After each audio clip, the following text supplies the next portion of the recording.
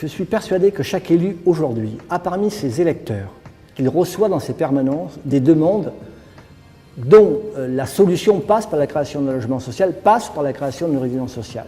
Je pense que la communauté de vie qui rassemble les habitants nécessite de développer ces structures. Au-delà de quelques réticences qui peuvent exister, la mission sociale, la mission publique et de la responsabilité des élus, à nous de l'assumer. Je pense que l'ensemble des responsables des communes doivent l'assumer sans crainte aucune vis-à-vis de leurs électeurs. Aujourd'hui, le mot social fait très peur. Je pense qu'effectivement, le mot de logement social inquiète beaucoup. Et donc, je pense que là, on a quelques atouts qui peuvent rassurer. C'est cœur de ville, petit programme, accompagnement. Il s'agissait ici d'un ancien bâtiment du patrimoine municipal que nous avons voulu céder pour pouvoir faire une opération de réhabilitation. Il était en mauvais état et en profiter pour faire une démarche utile socialement, puisqu'il fallait absolument qu'entre l'hébergement d'urgence et le logement social, nous trouvions, et c'était le principe de la maison relais, la possibilité de loger les personnes que j'appelle sans logis ou qui sont en grande difficulté pour pouvoir se loger. Et je suis ravi que cette maison relais puisse voir le jour en plein cœur de Fontenay, intégrée à son environnement. Alors, ce qui a été fait, c'est la réhabilitation d'un immeuble qui était très vétuste, puisque quasiment tout a été refait dans l'immeuble, y compris les planchers et une partie des façades, pour réaliser une maison relais qui comprend 14 logements pour les résidents. Tout provient de la volonté du maire, la ville étant propriétaire de l'immeuble, que cet immeuble soit réhabilité pour conserver son aspect dans le centre-ville. Et je crois d'ailleurs que le résultat montre que c'était une bonne idée.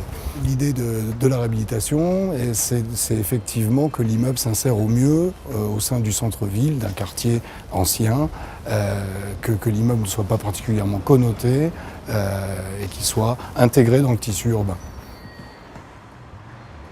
On rencontre des difficultés qui peuvent être des difficultés de méconnaissance par rapport à un environnement, donc au quartier, et de suspicion dans le quartier dès qu'on commence à parler d'implanter une maison relais, une résidence sociale, etc.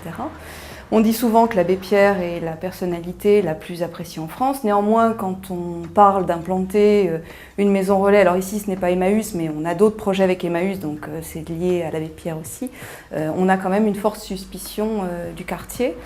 On travaille en général sur ce point avec les élus et les services des communes pour mener à bien des réunions d'information avec donc l'environnement immédiat. Et on peut également faire visiter des sites qui sont déjà en activité et qui, dans le paysage local, sont absolument indolores, d'autant qu'il y a quand même beaucoup plus de suivi, d'accompagnement sur ce type de structure, avec un personnel de l'association qui est présent avec des fréquences importantes, ce qui fait que ça lève souvent les inquiétudes du quartier. Souvent, l'élu réagit plus par méconnaissance. Quand on parle de social, quand on parle de structure, résidence sociale, tout, ça a une image négative pour un maire et tout de suite il s'imagine que ça va porter un préjudice à ses concitoyens. Donc à nous d'expliquer que c'est pas vrai. Enfin, ce sont des personnes et des familles qui ont des difficultés, mais une fois dans un logement ou dans un logement adapté, elles auront une vie tout à fait normale. Il y aura un accompagnement social qui sera fait par nos associations, dans la mesure où c'est nécessaire, c'est pas systématique, et que dans la mesure où il y a un accompagnement social, le maire n'a pas de souci à avoir. On voit que les élus, autant avaient une certaine appréhension au départ, autant une fois que le projet se réalise et fonctionne, ils sont agréablement surpris de la façon dont ça se passe. Enfin, je crois que je ne connais pas d'élus qui ont été déçus d'avoir accepté qu'une structure de logement adapté se mette en place sur leur commune. Le message que je souhaiterais faire passer aux personnes qui assisteront à cette journée, c'est de nous soutenir et de porter cette parole et ces expériences pour nous aider à convaincre le maximum d'acteurs, quels qu'ils soient d'ailleurs, de la nécessité de s'employer à mettre en place des solutions de ce type, parce qu'aujourd'hui notre société n'est plus ce qu'elle était.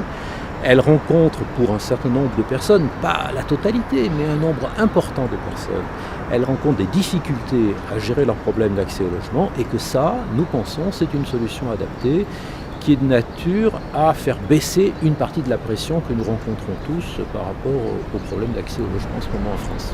Vous savez, quand on voit cela, c'est-à-dire des gens qui étaient à la rue et qui se retrouvent intégrés en plein centre-ville avec un appartement, je crois que c'est vraiment la réussite d'une politique. Et je pense que si l'action politique a du sens, on le retrouve bien aujourd'hui. Je pense qu'il faut au contraire montrer qu'une ville, c'est une diversité de situations en termes de revenus, de difficultés, d'handicap, de non-handicap. En tous les cas, c'est ça la mixité sociale, la vraie mixité sociale. Pas celle des discours, mais celle des actes.